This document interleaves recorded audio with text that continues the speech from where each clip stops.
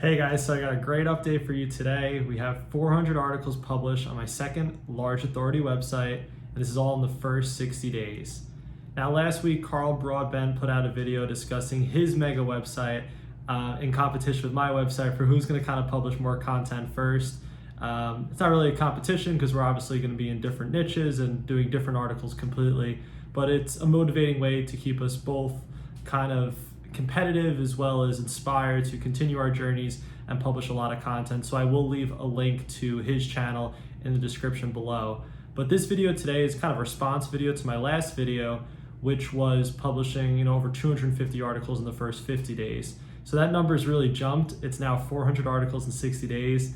The last 10 days have been really productive, really hectic, but I've got a lot done, and it's gonna move my website a lot quicker, I think, and getting this content up as soon as possible is really important. So there's some cool numbers to see today. There's actually some good signs of growth, and we'll dive right into it. My name's Charlie, and this is my second authority website, a journey to 1,000 articles.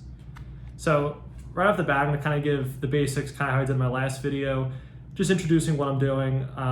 The new bullet points are gonna be highlighted in blue. So the goal is to publish 1,000 informational articles. I'm gonna monetize with ads, Amazon affiliates. The goal is to eventually join Mediavine at 50,000 page views a month, and then eventually get to AdThrive at 100,000 page views a month. I know some of them are sessions, some of them are users. I'm just kind of saying general terms, but as I get close to those marks, I'll be more focused on what the actual criteria is in terms of page views or sessions or users. So 95% of the content is outsourced. I actually want to say over the past 2 weeks, I haven't really published any articles of my own. I've just been editing and formatting articles that I've been receiving from my writers. So I want to say that number's actually probably gone up closer to 96 or 97% of my content being outsourced, which is fine as long as content's going up. But it just seems like the big hurdle to overcome is editing and formatting the articles, which I'm doing all of that right now. And I don't really want to outsource that. I think no one's going to care about the formatting or editing as much as I will. And I don't mind putting my time into making sure the content's really good before it goes on the site. Regardless of that, the content always needs to be high quality. I want to add value to the user. So research is really important when I outsource topics to my writers and making sure that those are done correctly, which is really good for me. I always want to have shareable content. So that's kind of a new bullet point I've been focusing on. I always had these topics that I wanted to write, but kind of adding charts and informational tables and whatnot throughout the article has been a great thing. I think that adds value to the user and could potentially force that user to share that article elsewhere or maybe even reference it on their website. So I'm trying to have a little bit more shareable content. One thing I've been doing is going actually in Canva and building some really cool images as the main featured image for that topic article, which also promotes my website's domain name at the bottom of that image. I'm gonna see how that goes. I've seen another competitor in my space do it and had some really good responses from it, and he kind of carried it over to other social media platforms. So I do think it's a good thing that can help, and I'm gonna try and incorporate that a little bit more in my articles. Not in all of them, just some. Another thing that's really exciting that I think was one of the better investments I made was paying for high quality images.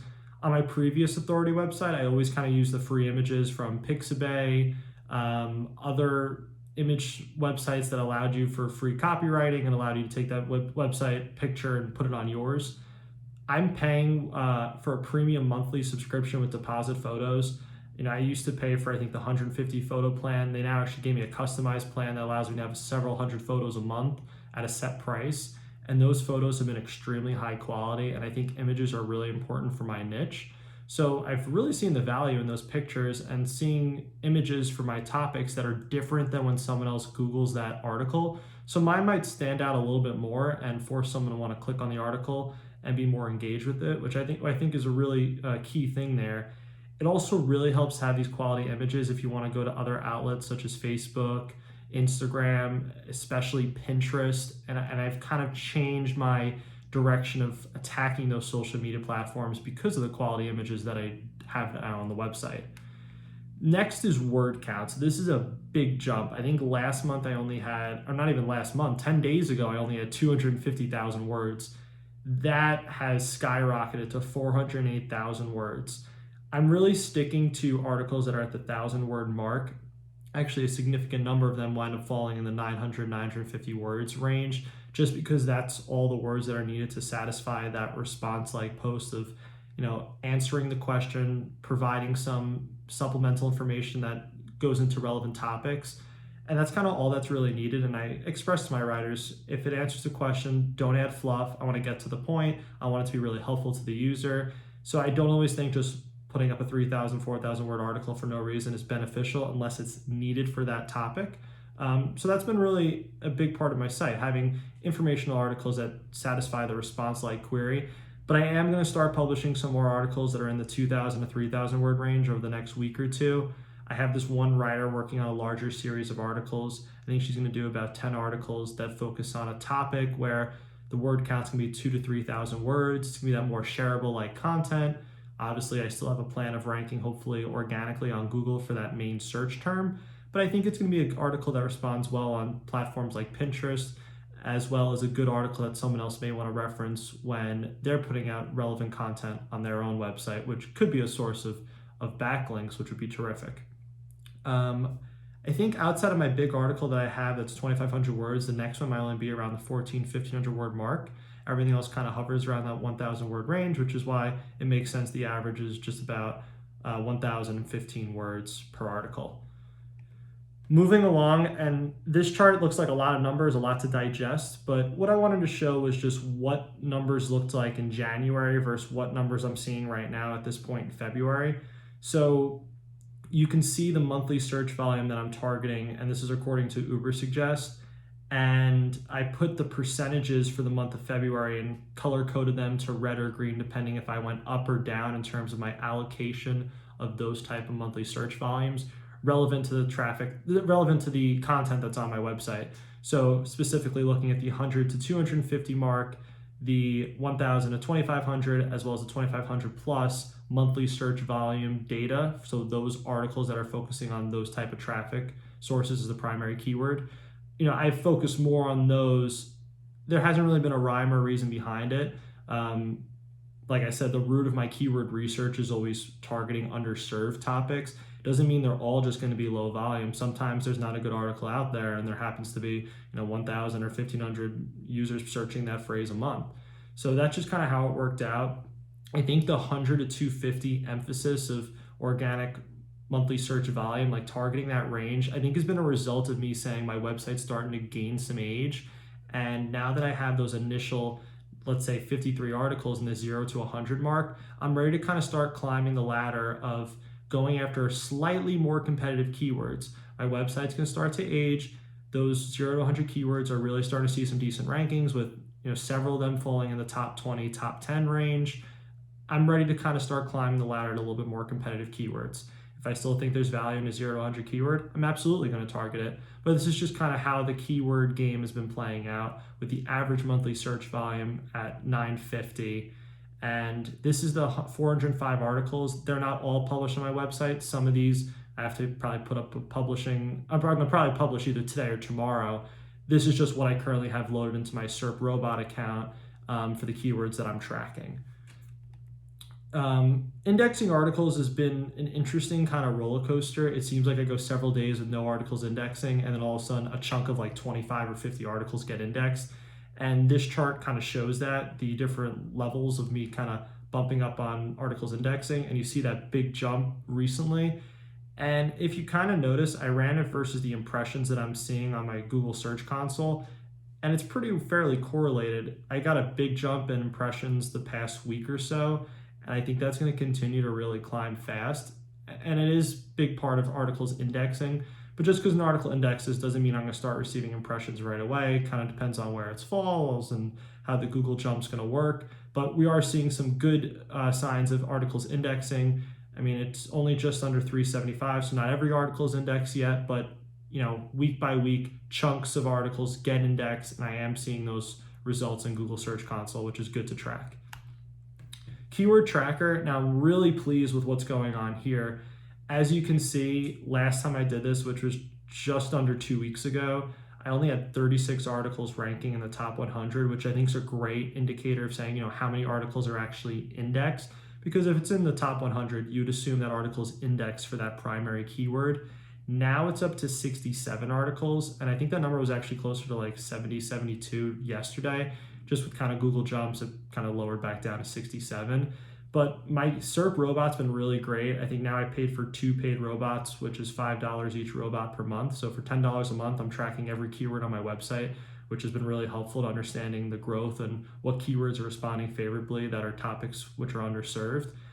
And every article has a main keyword that I import into SERP Robot. So I'm really tracking each article being indexed and kind of the journey of how that article is going to start ranking and getting closer to the top of the SERPs. So I'm really liking this SERP Robot keyword tracker. I've never done this before on any of my websites to this level of attention, and I really think this is important to understanding, what keyword research are you doing that's good, what are areas you can focus more on that's working, and I think that should be really helpful in tracking the journey. Now this part's great. This brings the biggest smile to my face is the organic search traffic on Google Analytics, and this is just search. So this is the major search engines like Google, Bing, Yahoo, and I've actually seen a substantial amount of traffic really from the other ones not named Google, which I have a few theories about. So you can see that big spike that I actually received yesterday, which put me over 40, I think it wound up being 45 to 46 organic visitors for that day, which is really getting exciting because for a 2-month-old website, I think this type of organic search traffic growth is not really a thing that happens often. 2 things, obviously number one being a lot of content being up is helping search traffic. I mean, more content, more abilities to rank. But the other part to it is, I really haven't built any backlinks yet. I think I only have a couple backlinks on the website, so there really hasn't been much movement there. And the fact that articles are ranking and things are bringing in traffic is just showing my approach to keyword research is working. It's early. There's a long way to go with this. I mean, I'm not trying to celebrate and get excited at 50 views a day, but it's a great sign getting 50 views a day 60 days in. So good signs from Google Analytics. Only 2 or 3 these clicks are really coming from Google search right now. So once these articles start climbing in the SERPs for Google and we exit the sandbox, I'm hoping that number is going to be way more. You would think that Google makes up about roughly 90% of the market share for people searching terms on a search engine. So if I'm getting 50 to 45 views on the other search engines, who knows what that could mean for Google. Definitely a good sign early on. Really encouraged here. Carl mentioned this too. Carl Broadbent mentioned this on one of his videos about his Pinterest campaign that he launched 6 to 7 months ago for his pet website. And obviously that's a niche that has really good images. But what I figured was, my niche has pretty good images. Why don't I try a Pinterest campaign? So I actually wound up working out that a week or 2 ago, I started a Pinterest push and I only put up 10 pins. I designed them all through Canva, uploaded them directly through Pinterest from there. And I already got 367 monthly impressions. Now, this isn't clicks to my website, so I don't want to get too excited yet. Those are more of engagement type of clicks. This is just an impression of it appearing on somebody's pin. So they might, on somebody's board within Pinterest. So in other words, they searched a topic, they were browsing through several pins, and they happened to just scroll over my pin. It came up in view. Now, hopefully my pins are going to start maybe bringing in some organic traffic. I'm going to continue to publish some pins. I think every time I do it, I try and do like 2 or 3 at a time. I'm not going to put up a pin for every article right away. I rather just focus on getting content up. But I'm going to slowly start building out a Pinterest campaign and kind of seeing the results that can come from it. It should be a good thing to keep following. Now, I mentioned in the past that I didn't really have a backlinking plan for this website. And after speaking to 2 of my really high quality providers, one for guest posts and one for niche edits, I decided to put something in place. So the first thing I did was I worked on getting guest posts for websites that really had a lot of authority in my space and were so closely relevant to what I was publishing. And the first one I went after was actually a DA 50 plus according to Ahrefs, which means it really does have a high domain authority with a lot of juice.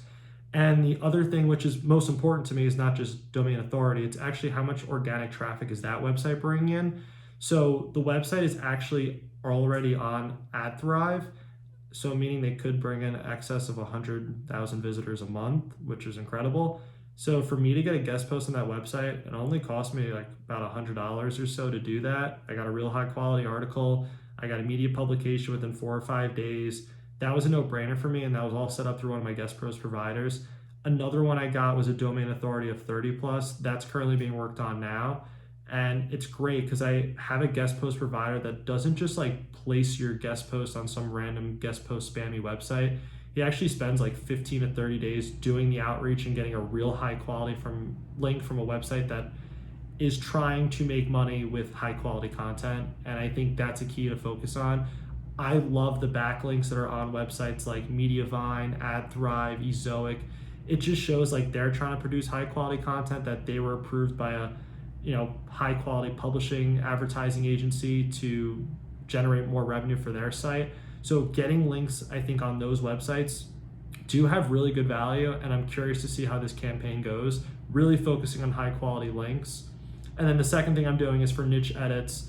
I have a little more of an aggressive campaign here. The links are slightly less money, and I'm gonna have this drip feeded over 45 days, meaning that every day or so, a backlink or two is going to be built. It's going to be over the course of time. I have another niche edit provider that helps me with this. I'm going to see what I can do. I'm trying to talk to them, telling them how I could promote their services on my YouTube channel if they were willing to offer a substantial discount to my viewers. I think that'd be incredible. I would love to try and set that up to you guys, but I will only give their information out if I am able to get a discount. Otherwise, I think most backlink providers out there, you can eventually narrow down and find a good one, but it will be an expensive price. These are certainly more high quality providers. So they are more expensive for links, but if I can get like a discount for my channel and for you guys, the viewers, I would love to do that. I want to help you guys build your websites, and I found really good backlink providers. I would love to share that with all of you.